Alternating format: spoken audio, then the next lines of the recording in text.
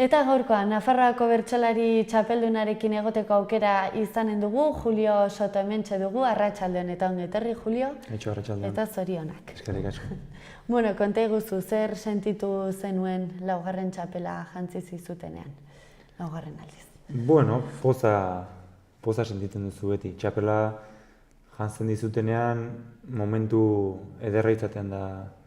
Ez txapela jantzeagatik, baizik eta, zeremoni guzti hori jendeare normalen unkitu xamarre egoten da, txapel jartzailea beti izaten da sorpresa bat edo persona berri bat, kasu honetan Luzia Goñik jarri zidan, eta azken bertsoa zuk kantatzen duzu finalean, eta globalki hartuta sensazio nahiko pozgarriak eta nahiko hunkigarriak bizitzen dituzu txapela jantzen duzunean. Gero, denbora aurrera pasala, zure saioarekin gustorago edo disgustorago geratuko zara, beti irabazteak ez duerako esan nahi pozik edo erabat beteta geratu zarenik, baina momentua normalean ederra izaten da.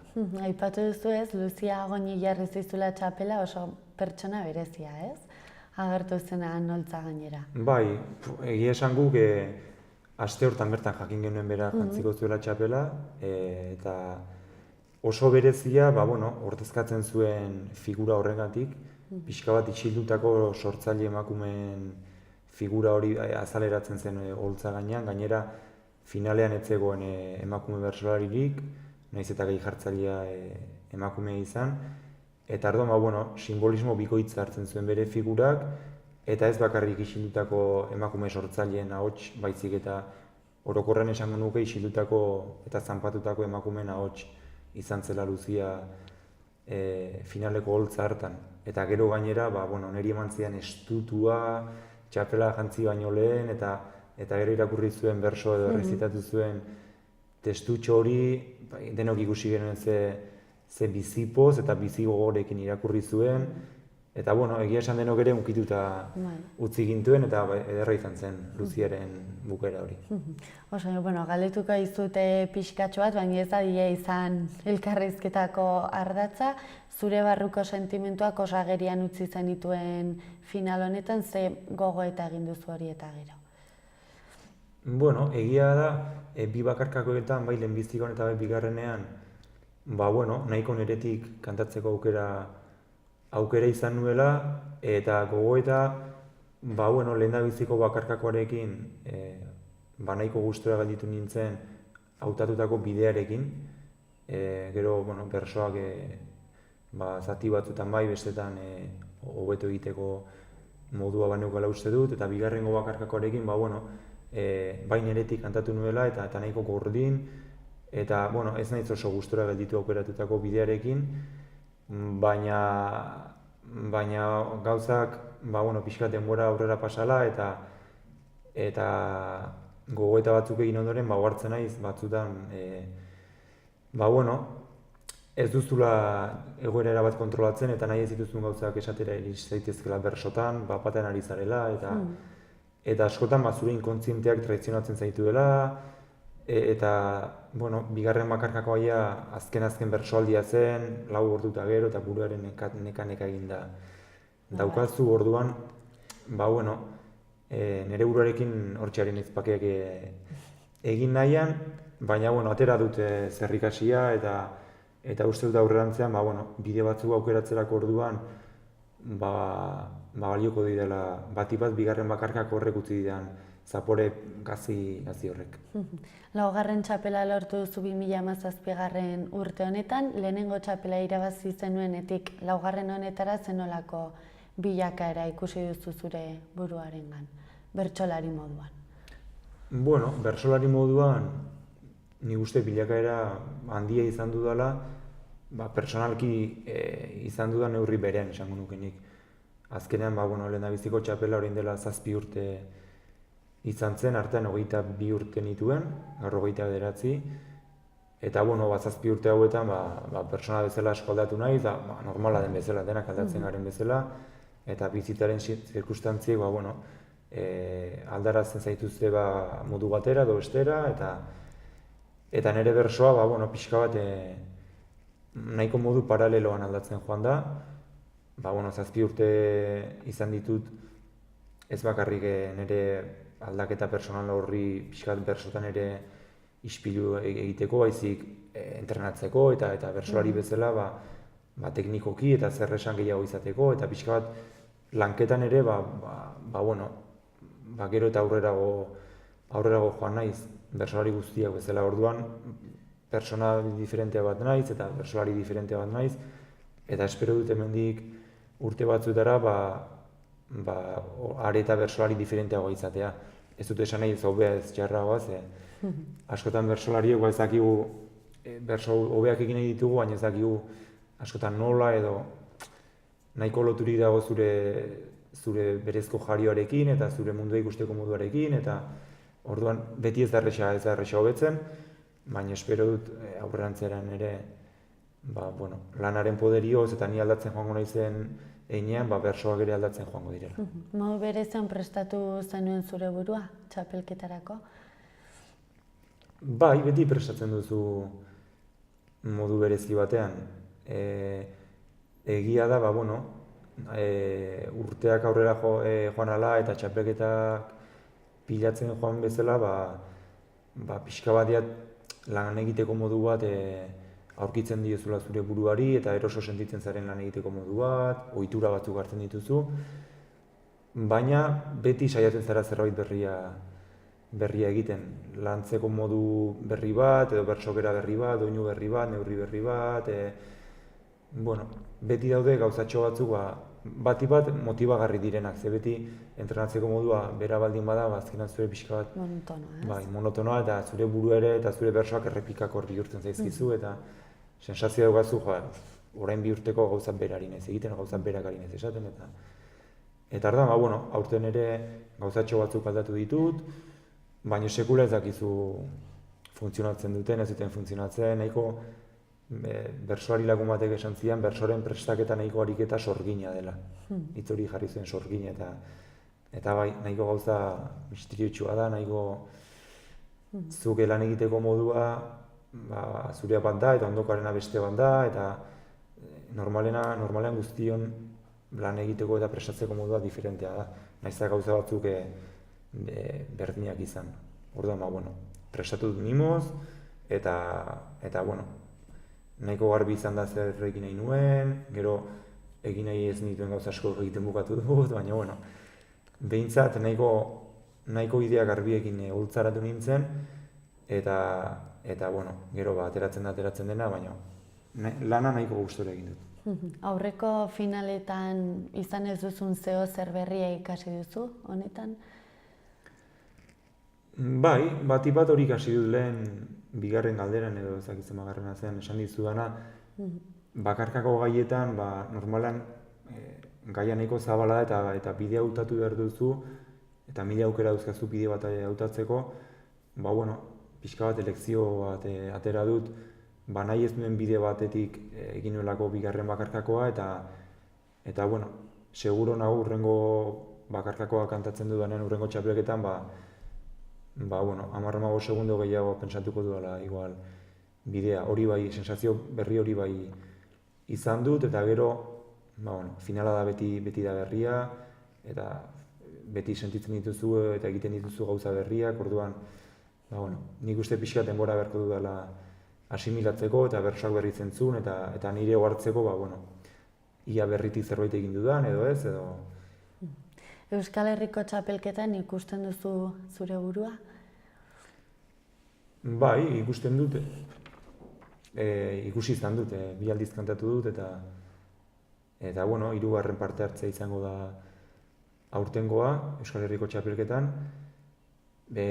finala ordenetan hasiko gara gehienak, eta egia da Euskal Herriko txapelketan maila izugarria dagoela, eta han ez dakizu zer gertatuko den. Lehendabiziko saioa pasatzea nahiko lan izaten du norberak, finalerrietara pasatzeko, eta finalerrietara pasa ezkero, egia esan finala oso urruti gelditzen da, eta finala iaia mirari bat da. Ez niretzako, bersolari gehienontzako. Gauzak izugarri ongi egin behar dituzu, egun borobil bat izan, eta beti dago aukeratxo bat hor, baina egia da, realista izan da, ia ezinezkoa dela azkeneko kotxka hortara igarotzea, baina aurretik ere badaude kotxka ederraskoak eta lehendabiziko saio bat edukiko dugu, eta ia saio polit bat egin eta gustora geratzen nahi zen, eta gero bigarrenik baldin badator ongi etorria, baina bestela lehendabizikoa gozatzen saiatuko naiz. Anaitasunan ia 1300 bertsozale inguru elkartu ginenan bertan, uste duzu Nafarroan ugaritu zoala bertsozale kopurua?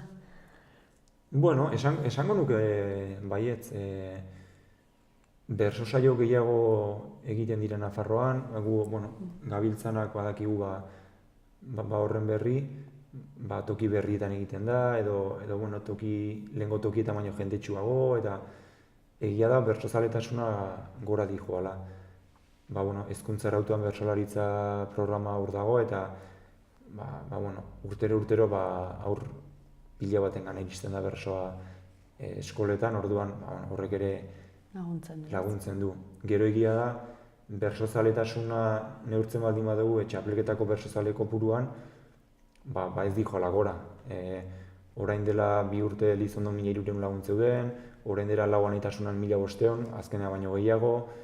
Orduan, nik esango nuke txapelketako gure entzule kopurua nahiko finkoa dela, 1300, 1500 lagun, eta izugarria da, baina ez da inkretxendo dijoan gauza bat momentuz. Baina, bertsoa bizi den tokietan, toki naturalo errealagoetan, esan nahi da astebururoko saioetan, bertso afari, bertso jaialdi, bertso poteo, hor bain nabaritzen dugula guk. Gero eta entzule mas handiagoa, eta gero eta nozio gehiago daukala jendeak bertsoari buruz, eta gero eta sare zabalago eta trinkoagoa daukala bertsolaritzak Nafarroan. Orduan azkenan hori da importanteena. Finala egun bat da, eta kostako da 1300-1500 lagunetik gora biltzen urrengoan ere. Bertsolaritza munduan, azkeneko urte hauetan ikusten dugu bertsoa formatu askotan egiten dela, bai musika, antzerkiarekin, zu ze formatutan sentitzen zara erosoen? Erosoen bertsoak bere soilean sentitzen dut nik. Bertso bazkari edo bertso afarietan normalean. Pixka bat bertsoaren toki, esango nuke, berezkoena hori dela. Lagun arte bateko bertso omai inguru bat eta hantxe bertso kantari.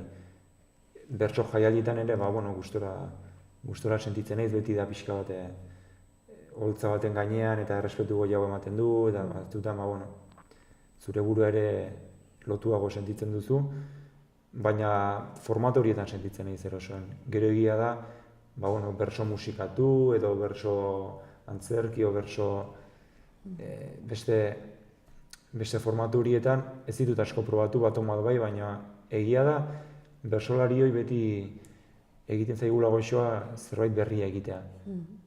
Astebururo gauza ez formatu nahiko antzekoetan gabiltza kantuan, egia da beti dela entzule berria, orduan beti da berria bertsoa, eta beti improvisatu da denez, beti da zerbait berria.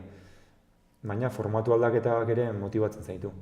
Dela musiko edo antzezle batekin, edo ipuin kontalari batekin, pixka bat, bersoan hasten duzunean beste zerbaitekin zure motibatu eta sentitzen zara, eta orduan, saltxatzen ibiltzen gara hortxe. Hanetanen batzutan, bersoari batzuk gehiago, besteak gutxiago, baina, nahiko, ateak nahiko zabalik ditugu gauza berrientzako, eta, etorkizunean, zerbait sortzen baldin bada gustora hartuko dut. Hemendik bertso mundutikola pasa direnek eta aipatzen dute, ez? Bertsolaritza berritzaile honen arira jende ezberdina ere erakartzen duela honek, ez? Askotan, ez da, agian bertso afari batera joaten ez den jendea beste formatu batera joaten da. Bai, hori da. Ez, igual jende berria erakartzeko balio duela horrek ere. Bai, azkenean, zorionez ari da apurtzen, eta esente apurtu daia bersoa nahiko gauza tradizional, eta nahiko gauza, ez? Nahiko helduentzako gauza bat dela, eta, hori nik uste tabu horrekin ja apurtu dugula, eta berso bazkaria afarietan ikusten da, kolore guztietako jendea. Euskaldun zahar, berri, gazte, zahar, gizon, emakume, denetatik ikusten da. Orduan, bueno, egia da, bertso saio normaletan ere abari dela, gero eta jende gehiago eta ezberdinago elkartzen. Baina bertso saio berezietan, bueno, beti da errexagoa, ni zer dakite, euskara ikasleentzako bertso saio berezi bat antolatzen denean, bueno, euskara ikasleek gehiago etortzen dira, bertso afari batera baino, eta, bueno, jende gehiagorengan hurbiltzen zara, bertso antzerki bat denean, bueno, behar bada bertso saio batera joango litzateken norbait etorriko da, antzerkia gustatzen zaiolako, eta ia bertsoarekin zer moduz, eta bai, pixka bat espektroa zabaltzen duzun bezala, bueno, nasketa horrek batzutan laguntzen du entzule berri bat erakartzen, hori egia da. Osongi. Aurtengo edizioan 8 gizon egon zineten holtza gainean, gai jartzailea emakume izan zen, baina bertsolari moduan parte hartzen etzen emakumerik izan. Hor, Nafarra nahi bidez hutsunerik ikusten duzu? Bai, noski ikusten dudala hutsunerik hor eta beste gauza askotan. Egia da, bertsolari emakumeak ari direla kantuan Nafarroan eta txapelketan ari direla, finaletik oso gertu geratu zen saioa eta Lazen Utxale Hortzegon eta Sari Robles eta Jortainte eta badaude bertsolariak kantuan eta gainera oso ongi ari direnak eta geroz eta hobeto. Dudik ez izan, hemendik 2 urte barru ez bada 4 barru sartuko dela emakumeren bat finalean. Baina azkenean, irudi horrek, 8 gizon kantuan zerbait esan nahi du. Esan nahi du gauza asko. Batik bat, eta denaren gainetik emakumeak gizartean oraindik ez daukala behar duen eta merezi duen tokia. Ari dela aurrera pauso handiak ematen, baina ikusi besterik ez dago telediarioa gauza batzuk entzun eta ikusteko zer gertatzen den. Baina hori horrela izan da, are gehiago gozatzen zaie jende aurreko ekimenetan, ez da nuk esango gora iristea, baina bideo bat egitea, guk baino traba gehiago dituztelako. Azkenan ez da kasualidadea 8 gizon iritsi izana eta emakumerik ez. Egia da proportzioan, bertso eskoletan, mutil gehiago dabilela, baina zergatik dabil mutil gehiago ez, galdera hori erantzun behar genuke. Eta zergatik finalean 8 gizon eta emakumerik ez, ez da oso azkarra izan behar ikusteko, emakumeak bide zailagoa duela, traba gehiago dituela, eta gu baino bide nekezagoa, orduan, tamalez, badu logika bat hor ikusi zenak. Gero egia da, gainontzeko eskualdeetan, adibidez Bizkaian finalista erdiak emakumeak ziren, Gipuzkoan ere txapeldun orde emakumea da, iparraldekoan ere bazegoen, Euskal Herriko txapelduna izan zen Maialen, bertsolaritzan emakumeak bide izugarri bat ari direla egiten, eta gero eta bertsolari emakume gehiago dagoela. Baina, Euskal Herri mailan aurrera goazen bezala hortan, Nafarroan ere bagoaz, baina gure realitatea pixka bat ezberdina da. Gure bertso maila ezak Gipuzkoako bertso maila, gure bertsolari kopura ezak Gipuzkoako bertsolari kopura, orduan, bi gauza horietan atzetikoa zen bezala, emakume bertsolari kantitatean ere atzetikoaz, eta orduan, azkenan hori islatzen da, finalean, 8 gizon egon izanarekin. Baina, hori realitatea zein den jakin, eta gu bagoaz aurrera. Bertso mailan, bagoaz aurrera bertsolari kantitatean, eta zorionez, kantitate hortan emakumeak gero eta gehiago dira, gero eta hobeto egiten dute bertsotan, eta espero dezagun gutxi barru ez da dila bakarrik izan gai jartzailea eta txapela jartzen duen emakumea, baizik eta bertsolari ere egon da dila holtzan. Bukatzen hasteko, non gorde dituzu lau txapela hauek? Pare bat jarrita dauzkat pareta batean eta beste azken biak egia esan izkutuan da. Dituzu?